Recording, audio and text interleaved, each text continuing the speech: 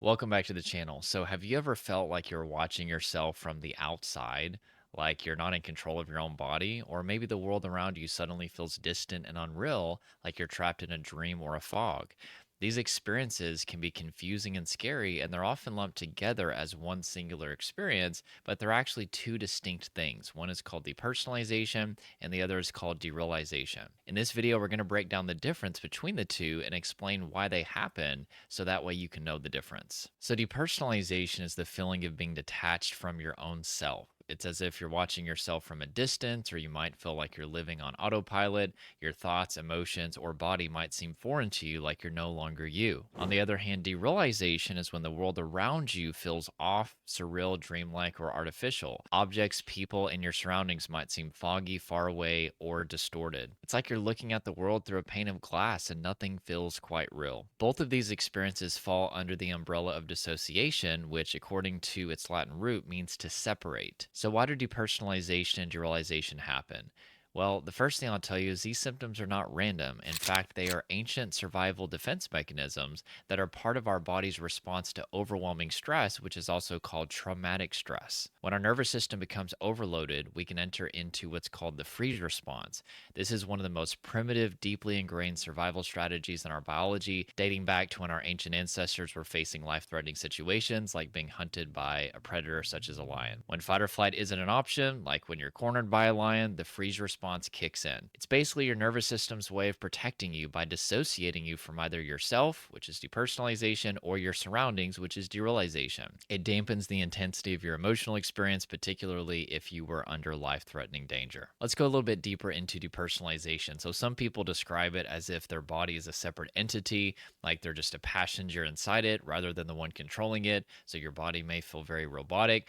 It might feel like your limbs are foreign or as if your voice doesn't sound like your own. Others compare it to watching themselves on a video camera. That was the description that I used the most whenever I was experiencing it, seeing their actions unfold as though they're a character in a movie rather than the one that is living it. This sense of detachment from your body can be the most unsettling, although derealization is also very terrifying and very scary. For me, depersonalization was absolutely more terrifying than derealization. And whenever I would feel out of body, I would literally panic. And I thought that I was on the verge of an out of body experience. And so I would resist these feelings, ironically, creating more stress to contribute to the traumatic stress that was producing the symptom. I would also constantly check my hands and I'd be like, okay, is it there? Am I still feeling disconnected? And if I did feel disconnected, I would always like shake my hands and try to get away from that feeling. Let's go a little bit deeper into derealization.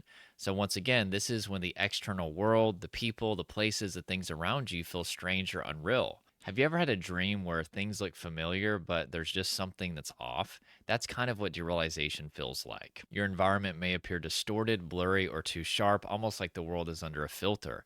Time also may feel like it's moving too fast or too slow. You might even feel like you're walking through a fog, disconnected from everything and everyone around you. I hear people say all the time that it feels like there's a wall of glass between them and reality. So, to summarize, the key difference between depersonalization and derealization is that depersonalization is related to feeling detached from yourself and your body. Derealization is about feeling disconnected from your surroundings. You feel disconnected from the material world and everything feels fake and dreamlike. For many years, depersonalization and derealization were considered to be the same thing, but they are definitely very separate experiences. I think it all just depends on how that individual's nervous system decides to help them dissociate from overwhelm in their life and body. Some people experience only depersonalization, some people only experience derealization, or some people experience them both. But the way to get rid of these symptoms is not what most people do, which is trying to directly get them to shut off. We need to get you back in your body. This is called interoception, the experience of the embodied self. It's one of the first things I do with my clients.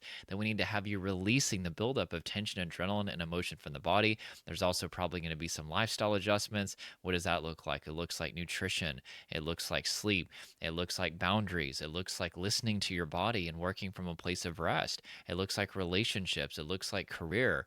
We need to look into these things to make sure that your life is set up for not overwhelming your nervous system.